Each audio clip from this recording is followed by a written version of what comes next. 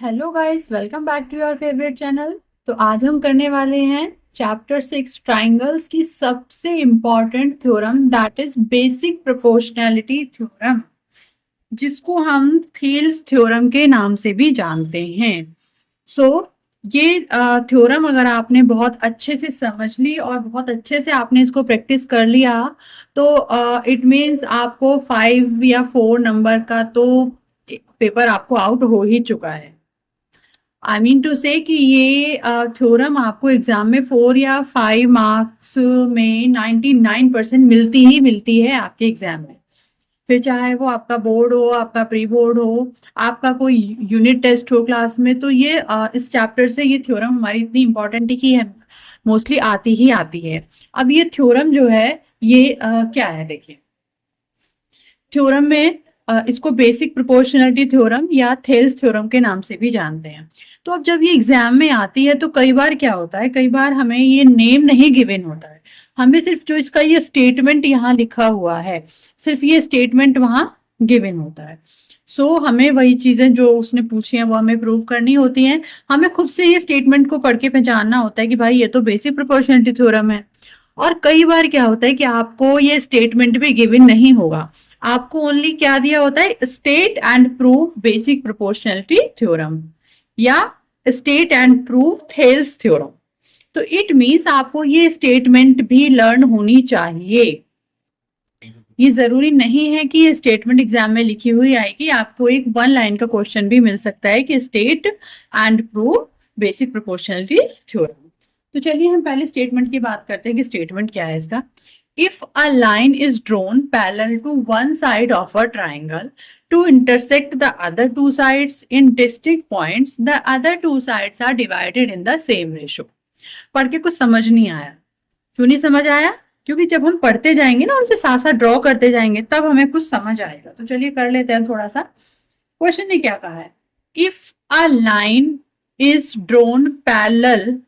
देखिए हमने पहले एक ट्राइंगल ड्रॉ कर लिया, भाई चैप्टर पढ़ रहे हैं हम ट्राइंगल का, ट्राइंगल से रिलेटेड ही कोई थ्योरम होगी ये, तो हमने पहले एक बेसिक सा ट्राइंगल हमने ड्रॉ कर लिया है। उसके बाद उसने क्या कहा है, if a line is drawn, अगर एक लाइन ड्रॉ की जाती है parallel to one side of the triangle, इस ट्राइंगल की 3 साइड्स हैं, इनमें से किसी भी एक साइड के पैरेलल अगर हम एक लाइन ड्रॉ करते हैं, सपोज कीजिए हमने इसी के पैरेलल एक लाइन यहां पर ड्रॉ कर ली, ये मैंने यहां पर एक लाइन ड्रॉ कर ली इसी के पैरेलल, इस वाली साइड के पैरेलल ड्रॉ कर ली।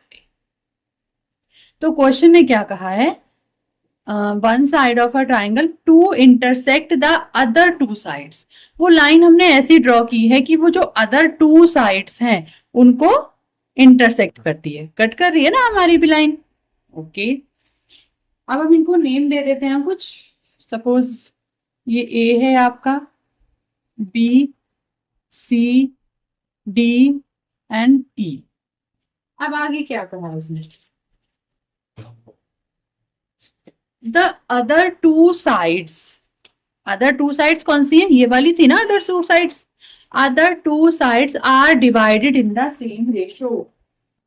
तो हमें क्या प्रूव करना है कि इस लाइन ने क्या किया, इस साइड को और इस साइड को सेम रेशियो में डिवाइड किया। सेम रेशियो का मतलब क्या होता है कि AD अपॉन DB, मतलब जो इनको आपस में कट करके आएगा वही इनको आपस में कट करके आएगा।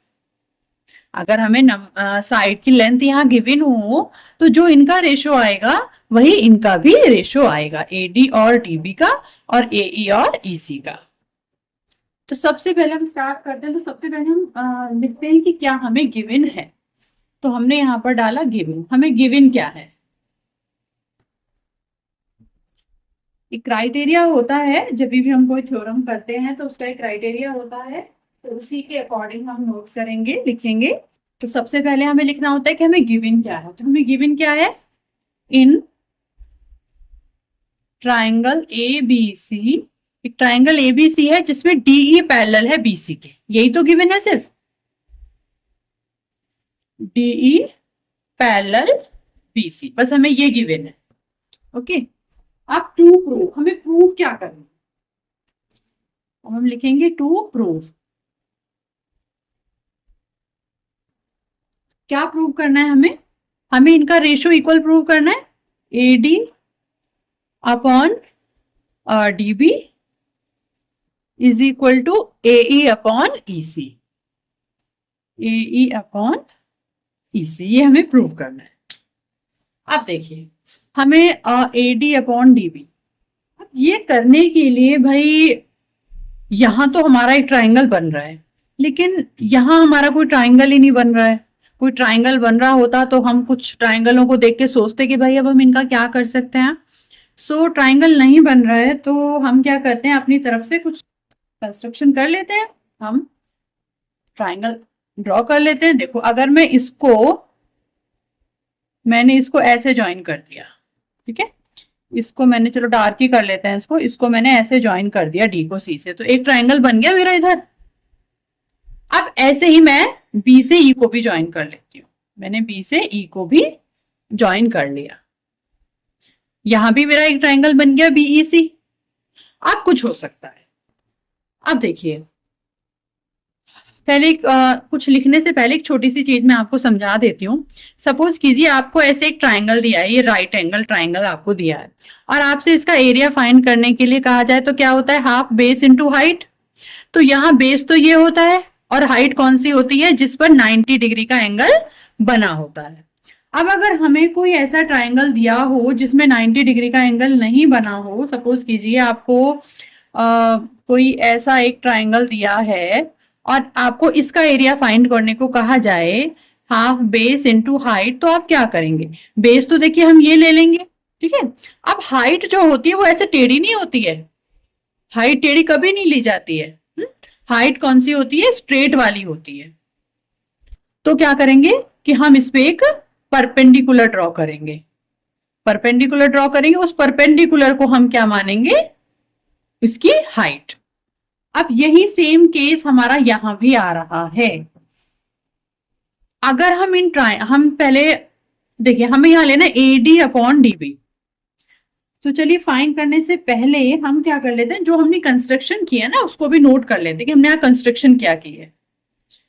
कंस्ट्रक्शन में हमने क्या किया है, अभी हमने D एंड C को ज्वाइन किया है, B एंड E को ज्वाइन किया है। तो हम ये लिख लेते हैं, हमने ज्वाइन किया है D एंड C और B एंड E, इनको हमने ज्वाइन किया है। अब हमें यहाँ पर अगर हम अपने प्रूफ की बात करें, AD अपॉन DB लाना है, AD अपॉन DB लाना है। AD हमारा इस ट्राइंगल में आ रहा है और DB हमारा कौन से ट्राइंगल में आ रहा है, DB आ रहा है हमारा EDB इस ट्राइंगल में। तो अगर हम इनके एरिया को लेकर ही कुछ कोशिश करें कुछ करने की, तो देखिए एरिया के लिए फिर वही दिक्कत आएगी हमें किसकी, कि हाफ बेस तो हमें गिवन है। अगर मैं इस ट्राइंगल के एरिया की बात करूं तो बेस तो मुझे यहाँ पे गिवन है, और अगर मैं इस ट्राइंगल के एरिया की बात करूं तो बेस मुझे यहाँ भी गिवन है, बट इस हाइट इसकी नहीं पता है, इस लाइन की जो हाइट है वो नहीं पता है। तो क्या करेंगे हम, इस लाइन की हाइट के लिए हमें इसकी हाइट भी चाहिए होगी, तो हमने क्या किया, हमने उसके लिए भी कंस्ट्रक्शन हमें करनी पड़ेगी। तो क्या कंस्ट्रक्शन की हमने, हाइट चाहिए ना हमें, तो हमने क्या किया, इधर से यहां से इस पे एक परपेंडिकुलर डाल लिया 90। अब ये इस पूरी लाइन की क्या हो गई, ये हाइट हो गई, ठीक। इसको हमने नाम दे दिया N, इस पॉइंट को हमने नाम दे दिया N। और बाद में जब हम इधर की साइड का प्रूफ लेके चलेंगे तो हमें इधर की साइड का एरिया फाइंड करना होगा, इस ट्राइंगल का एरिया फाइंड करना होगा जिसमें ये EC आ रहा हो, फिर हमें हाइट की दिक्कत पड़ेगी। तो क्यों ना उसकी कंस्ट्रक्शन भी हम अभी से कर लें। तो हमने इस साइड के ऊपर भी क्या एक परपेंडिकुलर डाल दिया जो कि हमारी हाइट का काम करेगा, इसका नाम दे दिया हमने M। क्लियर।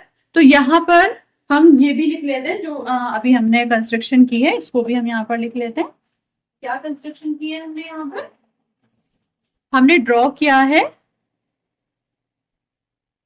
DM परपेंडिकुलर किस पर, कौन सी लाइन पर है, ये AC पर। ये DM हमने AC पर डाला है ना, तो AC पर। और ये NE परपेंडिकुलर हमने किस पे डाला है, NE ये डाला है हमने AB पर, AB पर। तो ये हमारी कंस्ट्रक्शन हो गई। अब हम अपना प्रूफ स्टार्ट करते हैं। ठीक है, तो अभी हमें इसकी नीड नहीं है ना कुछ भी, ये पूरा मैं यहाँ से कर देती हूँ। हमें हमारे डायग्राम की नीड है, तो मैं ये पूरा स्टेटमेंट भी कर लेती हूँ और अपना गिवन से हम अपना छोड़ देते हैं कि हमें दिखता रहे कि भाई हमें प्रूव क्या करना है, उसी के अकॉर्डिंग हम अपना चलते रहें। ठीक, सो स्टार्ट करते हैं अपना प्रूफ करना।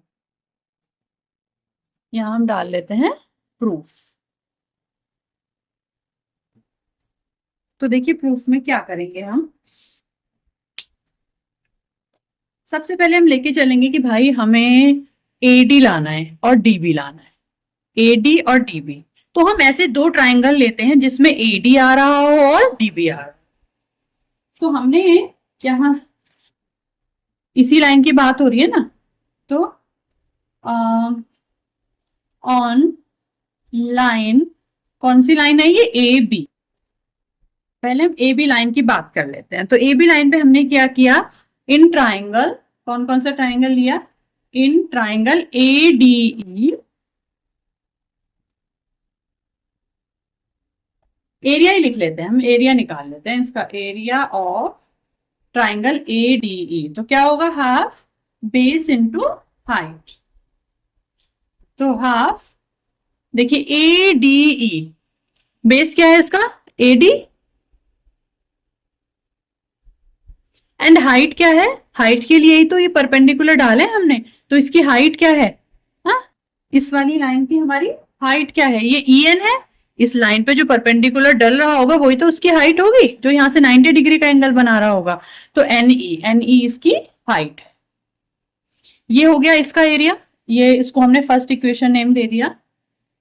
And now area of triangle, अब हम देखिए एडी के नीचे हमें डीबी लाना है।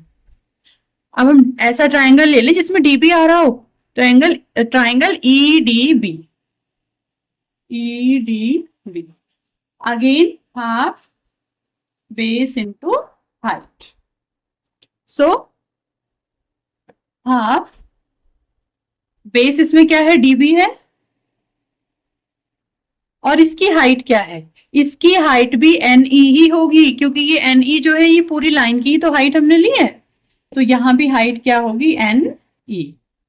अब हम इसको चलो सेकंड इक्वेशन नेम दे देते हैं। फिर हमें क्या दिख रहा है कि देखो हमें जो लेकर आना है, हमें A D upon D B लाना है, मतलब A D upon D B लाना है।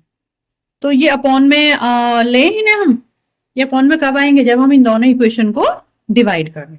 तो हमने क्या किया, हमने दोनों इक्वेशन को डिवाइड कर दिया। ये हम यहां से कर देते हैं, और जो हमें फाइंड करना है उसको हम थोड़ी देर के लिए ना अपनी आंखों के सामने यहां लिख लेते हैं, कि जिससे हमें दिखता रहे कि हमें प्रूव क्या करना है। A D upon D B is equal to A E upon E C. ये हमें लेके आना, हम इस पे बार बार अपनी नजर डालते रहेंगे। हमें A D upon D B लाना है, तो हमने फर्स्ट डिवाइडेड बाय सेकंड ये कर लिया, इनको आपस में डिवाइड कर दिया। सो क्या आया, area of triangle A D E upon area of triangle E D B, half A D into N E, और यहां पर half D B into N E. अब देखिए यहां से हाफ कट हो गया, एन ई से एन ई कट हो गया, तो यहां पर कितना आ गया, ए डी, इसको यहीं लिख लेते हैं, यहां से आया आपका A D upon D B. इसको आपने थर्ड इक्वेशन नाम दे दिया।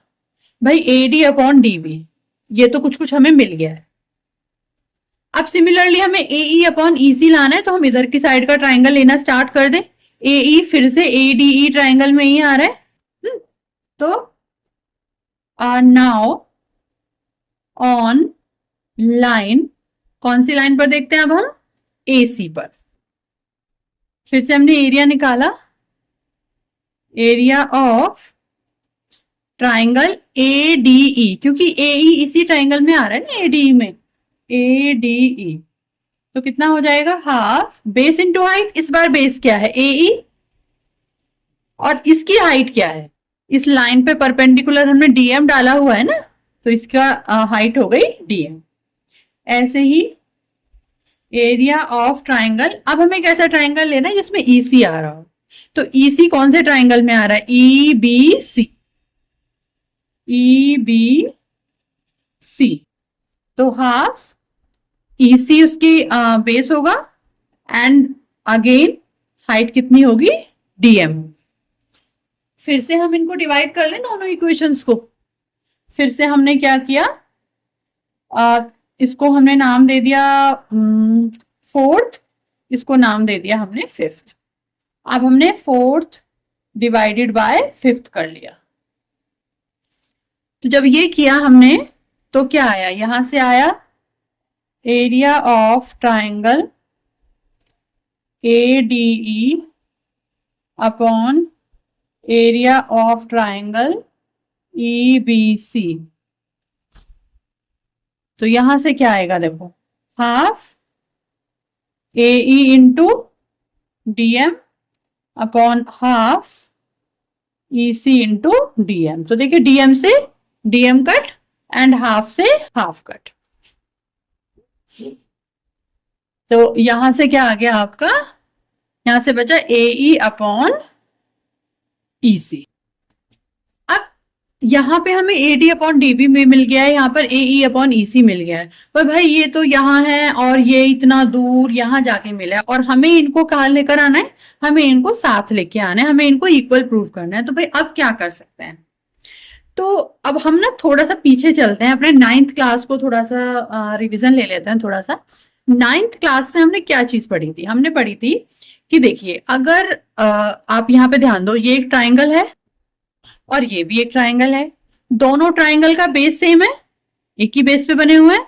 सेम पैरेलल लाइंस के बीच में, दो पैरेलल लाइंस के बीच में अगर एक ही बेस पर दो ट्राइंगल बने होते हैं तो उनका एरिया इक्वल होता है।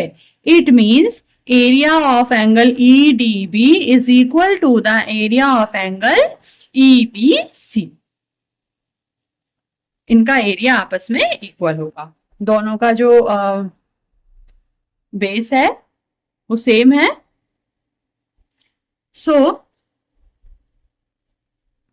अब कर लेते हैं हम इसको, पहले स्टेटमेंट में लिखते हैं हम। ओके, तो मैं इसको यहां से इरेज कर देती हूँ, साथ साथ आप लोग नोट करते रहेंगे तो बेटर रहेगा। तो यहाँ पे हम क्या लिखते हैं? नोट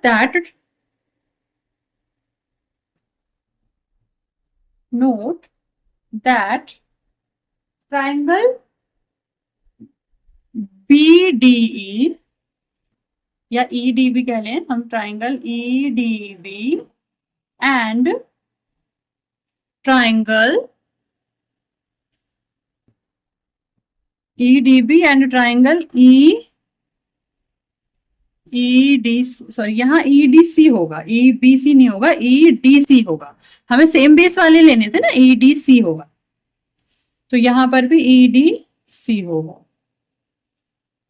हाँ, यहाँ पर बेस EC रहेगा, ये सब ठीक है, बस यहाँ पर EDC करना है हमें। And EDC are on the same बेस, are on the same base and between the same parallel lines, and between the same parallel lines। तो क्या होगा? तो उनका क्या होगा? एरिया भी इक्वल होगा। तो यहाँ पे हम लिख सकते हैं कि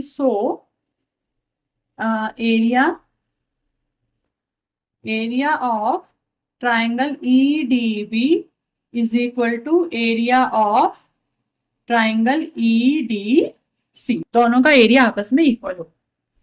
तो देखिए, जब EDB का एरिया EDC के इक्वल है तो क्या मैं अपनी इस थर्ड इक्वेशन में यहाँ EDB की जगह EDC लिख दूं? कोई प्रॉब्लम तो नहीं है, लिख सकती हूँ ना यहाँ पर EDC में। तो फ्रॉम